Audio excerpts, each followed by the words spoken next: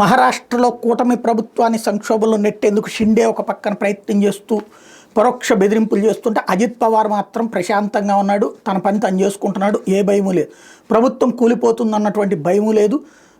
Even ఇద్దరు పోయినా కూడా ఇంకొక 5-6 ఇండిపెండెంట్లు ఉన్నారు, ప్లస్ చిన్న చిన్న పార్టీలు ఉన్నాయి. వాళ్ళ మద్దతుతో దర్జాగా భారతీయ జనతా పార్టీ 5 ఏళ్ళు పరిపాలించగలదు.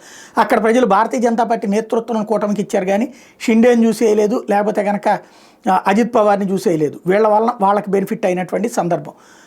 ఈవెన్ శరద్ పవార్ని, ఉద్ధవ్ థాకరే లాంటి వాళ్ళని పక్కన పెట్టారు. ఇట్లాంటి సందర్భంలో హిందుత్వవాదం చాలా బలంగా పెరగటం, అక్కడ దానికి ఇబ్బంది ఎదురైనటువంటి సిచ్యుయేషన్కి కారణం ఏంటంటే ఇతర దేశాల నుండి వచ్చినటువంటి వాళ్ళు, రోహింగ్యాలు కావచ్చు, బంగ్లాదేశీలు కావచ్చు, మహారాష్ట్రలో స్థిర నివాసం ఏర్పాటు చేసుకుని ఏకంగా ఓట్లు పొందుతున్నటువంటి సందర్భంలో దాని మీద కాన్సన్ట్రేట్ చేసినటువంటి దేవేంద్ర ఫడ్నవీస్ ఇప్పుడు తాజాగా 827 ఎకరాలు పూణే జిల్లాలో వీళ్ళందరూ ఆక్రమించుకున్నటువంటి ప్రాంతాన్ని ఖాళీ చేయించి ప్రభుత్వ స్వాధీనంలోకి తీసుకున్నాడు.